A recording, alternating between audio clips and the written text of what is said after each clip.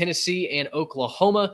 Tennessee 25, Oklahoma 15. Guys, this game played out, I think, pretty much like we expected it to. A few more turnovers from the Volunteers. Trey, you made some notes that it really felt like growing pains for Imal Leava. But Oklahoma's offense, non-existent in this game. They end up benching Jackson Arnold after, I think he was responsible for 3 turnovers in the first half, 2 of which were the very first play following a turnover that Oklahoma's defense had forced. There was just no momentum for Oklahoma. There was no space for them to operate. The mistakes piled up very quickly, and Tennessee welcomes Oklahoma to the SEC with a loss that is only a 10-point loss on the scoreboard. To me, it never felt like Oklahoma was even competitive in this game. No, from the very beginning, it felt like Tennessee was kind of in control of this game. They traded some blows early, right? Traded field goals, and then Tennessee hit that big passing touchdown where it was just a busted coverage on a route over the middle. They got him with a fake, got the corner looking in the backfield, and it felt like it was off to the races for Tennessee. Some growing pains, like you mentioned, for Nico. One of his fumbles was certainly, at least one of his fumbles was certainly a ball security issue, just not holding the ball in the proper place when he was about to get hit. So definitely a lot of stuff for him to work on as he grows into the quarterback that Tennessee wants him to be. But a lot more questions for Oklahoma walking away from this. And I wrote this morning in the Saturday Storylines piece that the offenses are going to steal the headlines, but the defenses will decide this game. Oklahoma's defense, like you mentioned, Mitch, made a lot of plays to try to keep them in this ball game. Forced some turnovers. One of the ones you're mentioning with Jackson Arnold, they had the ball inside the Tennessee 5. The very next play, Jackson Arnold fumbles, just doesn't hold on to the ball as he's getting hit by a couple of Tennessee defensive linemen. So, yeah, a lot of questions for Oklahoma as they go into a meat grinder of an SEC schedule this year. And they don't seem to have a lot of answers right now. It's 25-15 on the scoreboard. It felt more like 40-10 in actuality. Tennessee kind of got whatever they wanted. Because once Tennessee was up by double digits, even by 10, it felt like, okay, I don't know if the Sooners have the horses, pun intended here, to catch up. And it felt like Tennessee could have flipped it back on at any moment and put up more points if they really had to.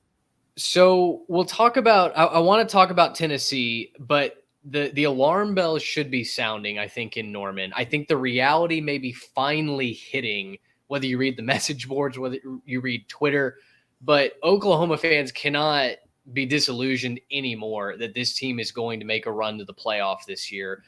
Their schedule at Auburn next week, which doesn't scare me. I think Oklahoma can easily win that game. Auburn's trash. Then they take on Texas, who is the number 1 team in the country for a reason. Home against South Carolina, at Ole Miss. They get the bye against Maine.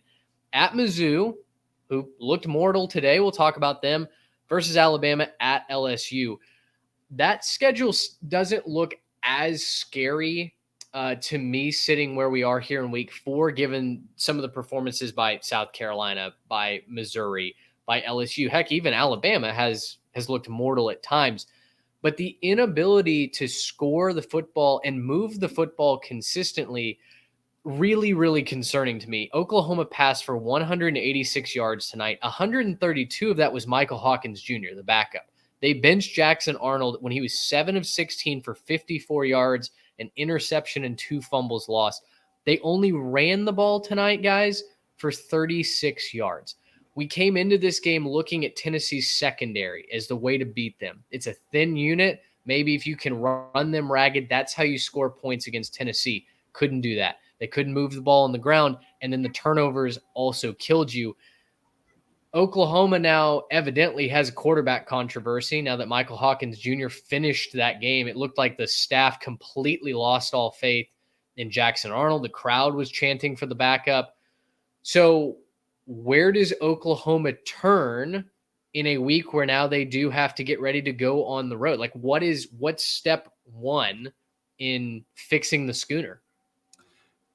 Well, I mean, you got to keep your defense playing good, right? Like, that's the big thing that I took away from this was, yes, I'm disappointed in the offense. That's obvious. But I was relatively impressed with the way that Oklahoma played on the defensive side of the ball, holding an extremely good Tennessee offense to, relatively low scoring totals and a lot of mistakes out of Nico. So look, like you want to take what you can, right? You go on the road, you're playing a bad Auburn team that you're happy that you have a defense that proved it can play some ball. But yeah, you got to get the offense fixed in a hurry. The offensive line, not ready. Quarterback controversy, if you want to call it that. I mean, I don't know how you treat this week in practice, right? I don't know how you treat.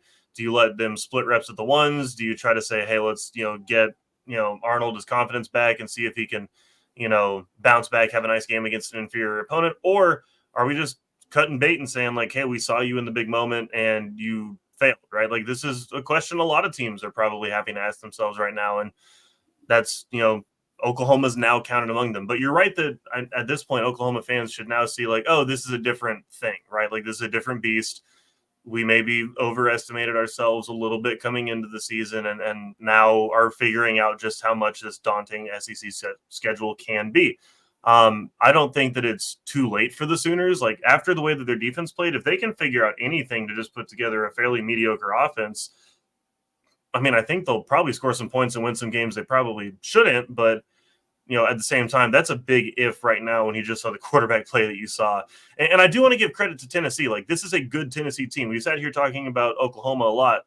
Like, one of the things I highlighted going into this is that Tennessee defense has been playing a lot better. They've been rushing to the ball. They've been playing, kind of crazy, like their hair's on fire type defense. And this is just very good defensive unit for Tennessee that, really they were able to lean back and rely on that unit tonight when things weren't really going well. You're on the road, hostile environment, right? Like it's a tough scene for a young quarterback to go into that spot and then start to struggle, but your defense bailed you out. I mean, they kept it, 19-3 at halftime. Like this one wasn't a competitive game through one half. You get to go back into the locker room, kind of breathe a sigh of relief that you're up by so much. So I think this is a better showing from Oklahoma than I expected. But once again, it shows you what I was talking about, that Tennessee defense. It's a good defensive unit, and Tennessee is going to score a lot more this year than just 25 against a good opponent, right? They're going to put points up. If this defense can keep playing at this level for Tennessee, Tennessee's going to be special this year.